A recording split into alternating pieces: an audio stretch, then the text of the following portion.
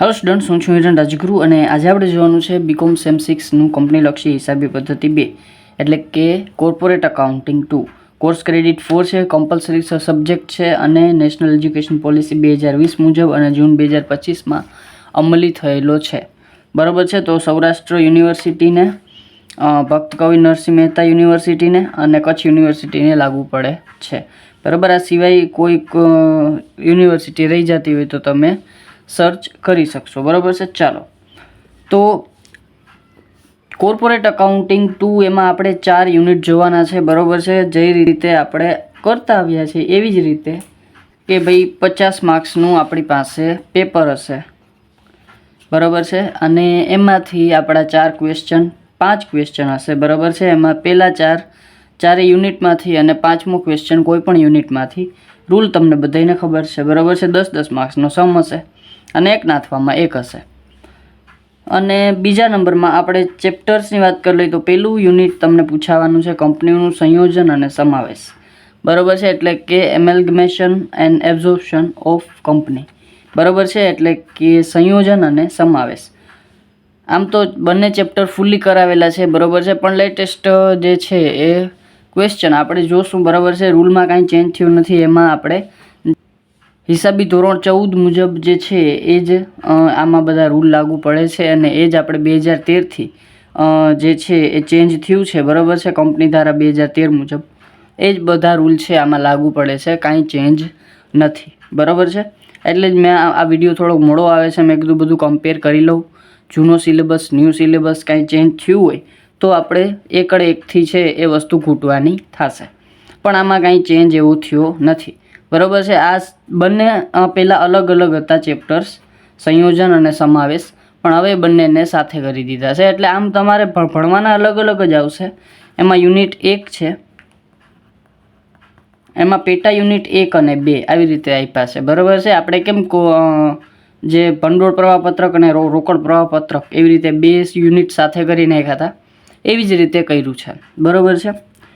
તો આમાં 2 જે યુનિટ તમારે છે એ આવશે અને બે તમારા જે છે એ 10 માર્ક્સમાં લગભગ બંનેના થવાના હશે. અને કાં 10 માર્ક્સમાં કોઈ પણ એક યુનિટમાંથી આવી શકે.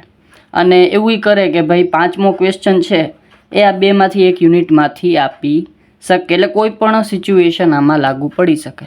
એટલે આમાં તમારે, અને બંને ચેપ્ટર્સ પૂરેપૂરા કરાવેલા છે. બરાબર છે. બધી જ મેથડ આની આપણે કવર કરેલી છે. તો લિંક તમને ડિસ્ક્રિપ્શનમાં છે એ મળી જશે. તો સંયોજન અને સમાવેશ શું છે એ આપણે જરાક આપણે છે એ જોઈ લઈએ. બરાબર છે. કાંઈ આપણે જે છે લાંબુ ઇન્ટ્રોડક્શન નથી કરવું. બરાબર. સેજ જોઈ લઈએ કે એનો મિનિંગ શું થાય. સંયોજન એટલે શું? તો કે દાખલા તરીકે અ અને બ 2 કંપની છે. બરાબર છે. તો અ અને બનું સંયોજન એટલે કે બંને સાથે મળી અને એક નવી કંપની ઊભી કરે ક નામની, તો એને આપણે સંયોજન કહેશું. બરાબર છે. અ અને બ 2 કંપની ભેગી થઈ અને ત્રીજી અલગ કંપનીનું નિર્માણ કરે તો એને આપણે સંયોજન કહેશું. બરાબર છે. પછી સમાવેશ. તો સમાવેશ એટલે શું? તો કે દાખલા તરીકે અ છે એ મોટી કંપની છે, બ છે એ કોઈ નાની કંપની છે અથવા તો ખોટ કરતી કંપની છે, કોઈ પણ છે. તો અ છે એ બને પૂરેપૂરી ખરીદી અને પોતાનામાં સમાવી લે તો એને કહેશું આપણે સમાવેશ. એમાં કોઈ નવી કંપની ઊભી નહીં થાય, પણ જે મોટી કંપની છે અથવા તો કોઈ એક કંપની છે એ બીજી કંપનીને ખરીદી લે તો એને કહેશું આપણે 2 કંપનીનો સમાવેશ અથવા તો એક કંપનીનો બીજી કંપનીમાં સમાવેશ. બરાબર છે. ચાલો, સમાવેશનું કામ કમ્પ્લીટ. આ તમને સમજાવવાનું રીઝન એ છે કે હજી આપણે આ બંનેમાં રૂલ છે એ સેમ લાગુ પડે છે દાખલો ગણવાનો. બરાબર છે. એમાં કાંઈ નથી. બંનેમાં તમારે પહેલાં તો વિસર્જન અથવા તો જે ફડચામાં જાય કંપની અથવા તો કંપની બંધ કરવાના હિસાબો કરી અને તમારે નવી કંપનીના હિસાબો તૈયાર કરવાના થાય. બરાબર છે. અને સમાવેશમાં એવી જ રીતે છે કે પહેલાં કંપની બંધ કરવાના હિસાબો અને નવી કંપનીમાં જે હિસાબો કરવાના થાય એ તમારે આમાં કરવાના થશે. બંનેમાં જે છે એ ગણતરી એક જેવી જ છે. બરાબર છે. કાંઈ અલગ નથી. એટલે જ બંને ચેપ્ટર એક સાથે આપ્યા છે. પછી છે યુનિટ નંબર 2. આપણે શીખવાનું થશે બાહ્ય પુનઃરચનાના હિસાબો. હવે બાહ્ય પુનઃરચના આના જેવું જ છે. બરાબર. અત્યાર સુધી આપણે આંતરિક પુનઃરચના, મૂડી ઘટાડો શીખ્યા. હવે આમાં શું છે? બાહ્ય પુનઃરચના. બાહ્ય પુનઃરચના એટલે કાંઈ નહીં, કંપની પોતે જો લાંબા ગાળાની ખોટ કરતી હોય અથવા તો કોઈ પણ કારણસર શું કરે તો કે પોતાને એ ફડચામાં લઈ જાય અથવા તો પોતાની કંપની શું કરી નાખે, બંધ કરી નાખે અને પોતે જ નવી કંપની સ્થાપે, ઓકે બકે જે કરે બરાબર, અને પોતે જ આ જૂની કંપની બંધ કરે અને નવી કંપની ચાલુ કરે. એટલે કે જૂની કંપનીના ચોપડે હિસાબો, નવી કંપનીના ચોપડે હિસાબો. એ હિસાબો આપણે આના બધા જેવા જ છે બરાબર છે. એટલે કે સમાવેશ, સંયોજન અને જે બાહ્ય પુનઃરચના છે એ ત્રણેયના હિસાબો એક જેવા જ છે. બાહ્ય પુનઃરચના અત્યાર સુધી હતું નહીં, હવે આવ્યું છે આપણે, એટલે આના જે ક્વેશ્ચન છે એ છે નહીં. એટલે બનશે ત્યાં સુધી ફટાફટ આપણે છે એ હું તૈયાર કરવાની કોશિશ કરીશ બરાબર છે, અને જે છે એ થોડાક સમયમાં આવી જશે. ચાલો આગળ વધીએ. પછી યુનિટ નંબર 3 વીજળી કંપનીના વાર્ષિક હિસાબો. પહેલાં અકાઉન્ટિંગ 5માં આવતું આ ચેપ્ટર બરાબર. ઘણા બધા સ્ટુડન્ટે તૈયારી ચાલુ કરી દીધી છે બરાબર છે. 10 માર્ક્સનું આપણું ચેપ્ટર છે અને એની ફૂલી પ્લેલિસ્ટ તમને છે એ ડિસ્ક્રિપ્શનમાં મળી જશે. એના લાસ્ટ ટાઈમ 25ના દાખલા પણ કમ્પ્લીટ છે. અકાઉન્ટિંગ 5 નહીં પણ સોરી અકાઉન્ટિંગ 6માં આવતું બરાબર છે. એટલે કે સેમેસ્ટર 6માં આવતું પણ અકાઉન્ટિંગમાં, એટલે કે જે અત્યારે આપણે બિઝનેસ અકાઉન્ટિંગ છે એ અત્યારે અકાઉન્ટિંગ હતું બરાબર છે. ચાલો તો આ કમ્પ્લીટ થઈ ગયું અને લિંક એની ડિસ્ક્રિપ્શનમાં મળી જશે. એ મોટા ભાગે આપણે કેવું ચેપ્ટર છે તો કે આપણે જે વાર્ષિક હિસાબો કંપનીના જે સેમેસ્ટર 5માં જોયા હતા એના જેવું ચેપ્ટર છે બરાબર છે. એમાં નફા નુકસાન ખાતું, પાકું સરવૈયું અને એમાં પણ આપણે નોંધો આવશે બરાબર છે. ચાલો પછી છે યુનિટ નંબર 4 બરાબર છે. એટલે કે લિક્વિડેટરના હિસાબો.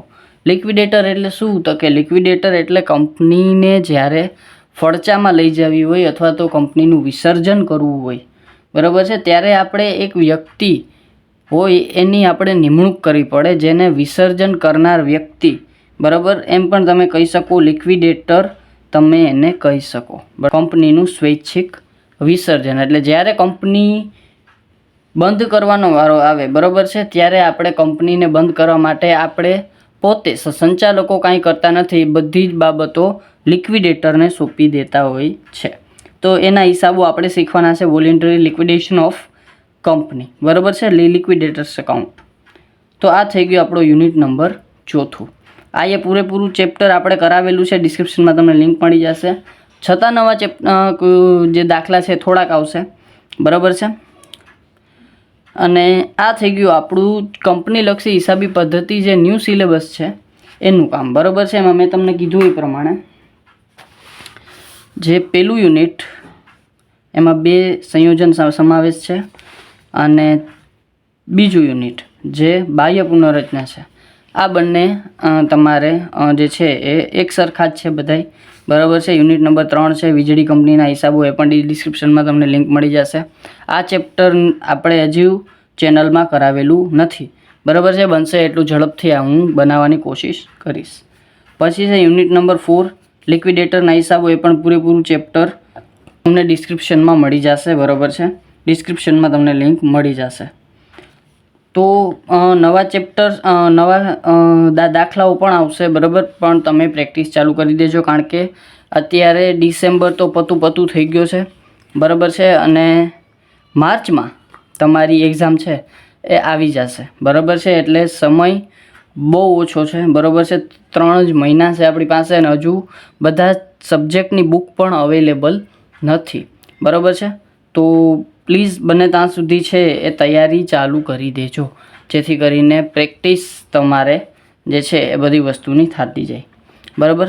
છતાં તમને કાંઈ પણ જાતનો ડાઉટ ક્યાંય રહી જાય તો મને પૂછી લેજો, અને જો વિડીયો ગમે તમને ખબર જ છે લાઇક શેર સબસ્ક્રાઈબ જરૂરથી કરી નાખજો, જેથી કરીને આવતા વિડીયોઝ સરળતાથી મળતા રહે બરાબર છે. અને આ હું બોલવા ખાતર નથી કહેતો, નવા વિડીયોઝ આવશે બરાબર, તમને બધાને ખબર છે બરાબર છે, વિડીયોઝ આવતા હોય છે. તો પ્લીઝ સબસ્ક્રાઈબ કરી લેજો, જેથી કરીને તમને નોટિફિકેશન મળી જાય બરાબર છે.